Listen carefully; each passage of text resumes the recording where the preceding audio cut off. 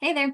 Today, I wanted to talk about how your brain works. And this is really important so that we can basically hack the system. Once you understand how your brain is making decisions and how it's moving, that way we can use the system that's in there to create what we actually want to create. So, first off, what your brain does. Your brain is basically interpreting data. So everything outside of us is data, right? So what we hear, what we see, what we touch, taste, smell, even stuff that's happening inside of our body, like physical pain receptors, like those sensations, it's interpreting all of those things. So like we think the world is happening outside of us, but everything that we experience is getting put through a filter that happens in our brain. So this is just super good to know. Everything is data points. It's just facts that are coming in, and then our brain is interpreting them. Sounds, right? Sounds is language. Somewhere along the way, we learned what these sounds coming out of my mouth meant, and our brain was able to interpret them and put meaning to those things. So this is really important. Just realize that's what our brain is doing. The second thing that our brain does is predicts. That's actually what keeps us going, is our brain is taking all this past data, and like I said, it's kind of filtering things, known data, and then it's predicting what will happen in the future. So that's it. There's a book by I'm gonna forget her name. I'll put it in the show notes if I remember. Lisa Feldman Barrett, called How Emotions Are Made. It's super interesting, but she also has another book about 7.5 facts about the brain or something like that. Super interesting if you're interested in that kind of stuff. And she talks about our brains being a prediction machine. And so that's what we're trying to do with all of this past data. Our brain is filtering it and saying, this is what's going to happen next. Like if we didn't know what's going to happen next, we wouldn't be able to operate. Okay. So animals do this, this is what we do. Like I wouldn't know how to predict like people coming and going. It would be very confusing. Right. So that's what our brain is constantly doing, taking data in, interpreting it, and then trying to determine what's going to happen in the next moment. Okay. So super good to know. This is why we get surprised, right? When things don't fit the data points that we're bringing in.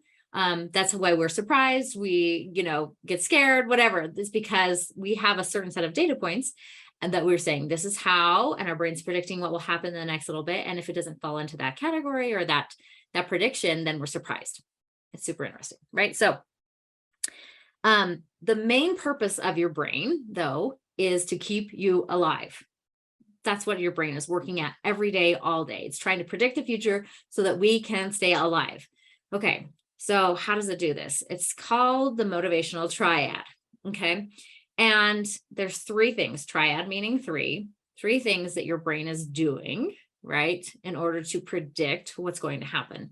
First of all, your brain wants to conserve energy, at all costs. So this looks like doing less physical activity, right? Our brain wants us to conserve energy. And so it will try and keep us not moving.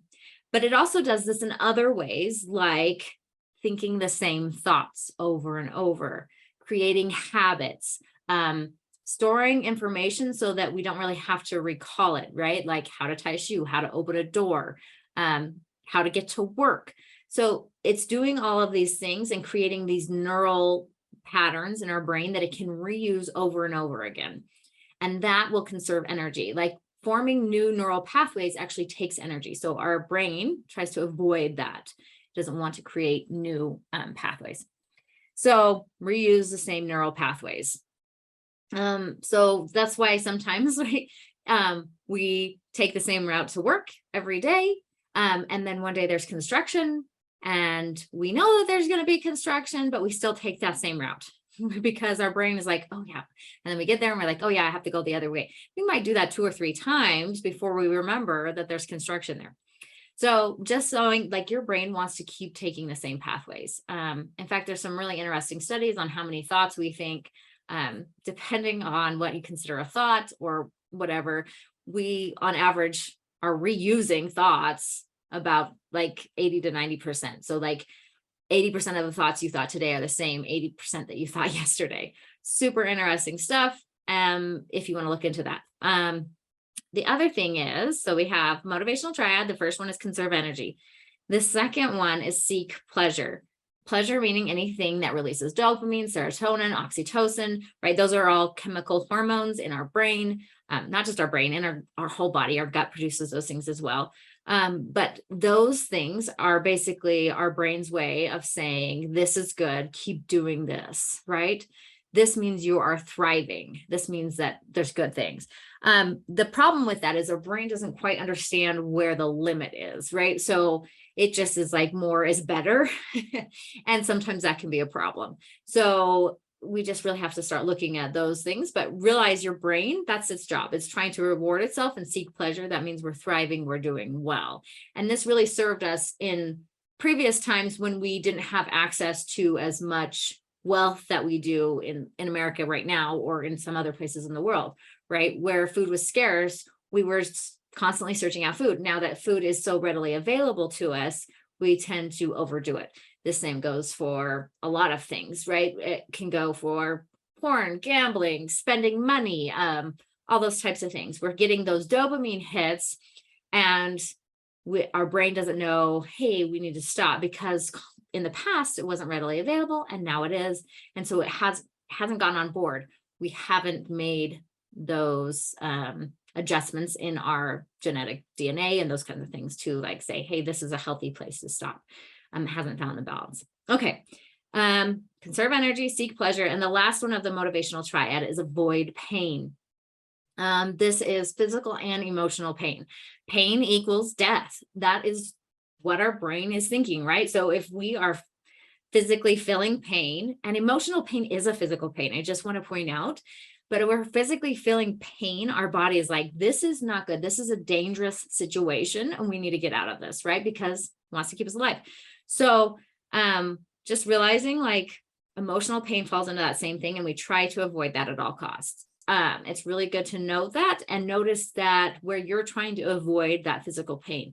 And I'm not saying necessarily go towards the physical pain, but sometimes we need to, right? Sometimes that is exercise. Sometimes that is emotional pain and processing those things and dealing with that. Okay. This also brings up where worry, anxiety, and fear come from. So we have ancestors that were on the lookout to see what was going to help them stay alive. They needed to have that healthy worry and fear, right? Because you think about like two people living out in the jungle, in the savannah, or whatever it is. And one is just like, life is great, life is wonderful, not thinking about worrying about the apex predators that are coming to kill us. And the other is scared, right? Hiding, maybe fashioning tools or whatever the case is, right? So that they can prepare if something is happening. Guess who dies first, right? It's not the one that's hiding and on the lookout.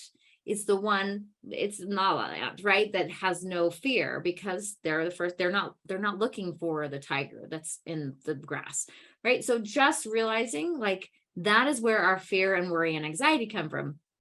And now, how is that playing into it, right? Because we live in a different world now. Same thing, our brain has not developed in this way. We don't really have a lot of those same living conditions anymore. Yes, there's still things out there that can hurt us, but a lot of it now can hurt us emotionally, right? And not quite physically. Some of it is physical. I'm not going to say don't be on the lookout for those things, but definitely to understand that our brain is doing this to help us, to keep us alive, to keep us safe. And so once we can get on board and say, oh, this is what my brain is, it's just overdoing it. That's usually a good place to start from, right? So there is a healthy amount of fear, especially as women. We have this, we need to be on the lookout. We need to be able to keep ourselves physically, emotionally safe. And so we have to have that good, healthy amount of fear that is actually necessary for our survival and for us to thrive. But then we also need to say, hey, where's my brain taking this too far?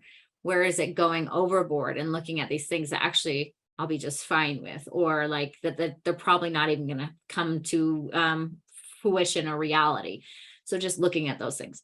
So this is how our brain works, right? It's taking in data, it's interpreting the data, then it's predicting the future, And the three things that it's putting us through, like the filter it's putting through, is conserve energy, seek pleasure, and avoid pain.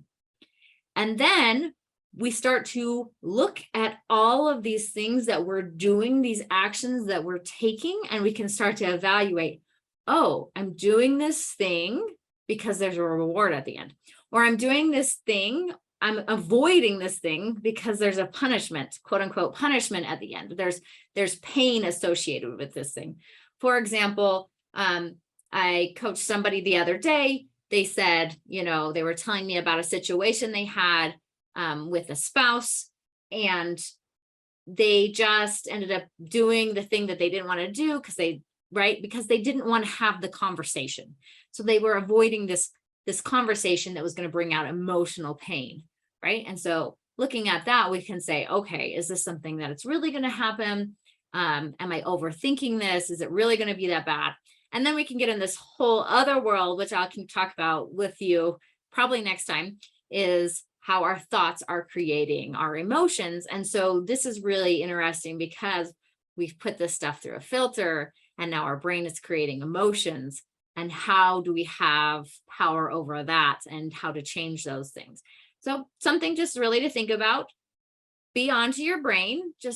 I really would like you to just observe it, right? At this point, just be looking and saying, oh, this is so I can avoid this, and this is so I can get this, and this is to conserve energy, right? And my brain's predicting this in the future. And just be a little more on to yourself, like see how this system is running. Like we want to come up with this is kind of a really basic guidebook to your brain. So just we can kind of look at it and we're being like, oh, like if it's almost if we were like looking at a car and we're looking at the engine, we're saying, oh, this is how it runs, right? You need these things. I don't know anything about cars, but right, you're going to need this engine, and you're going to need carburetors, and you're going to need, I don't know all the terms, right?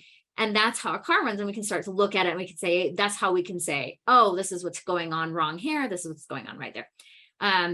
There is a lot where we can just be in this observer state that will create a lot of awareness and will definitely help us to move forward, get out of patterns, to realize patterns once we're aware of them, and then choose the patterns or choose new ways to go about things and actually predict new futures. Like we can actually train our brain to then say, hey, this is a new future that I'm going to create, instead of the one that's just running in the habitual pattern loop of our lives. Hopefully this helps. I hope I would like you to subscribe and like the podcast. If you do, I would really appreciate it. Also leave a review. That helps me to reach my message to more people. And yeah, hopefully have a great day, and I'll see you around. Bye.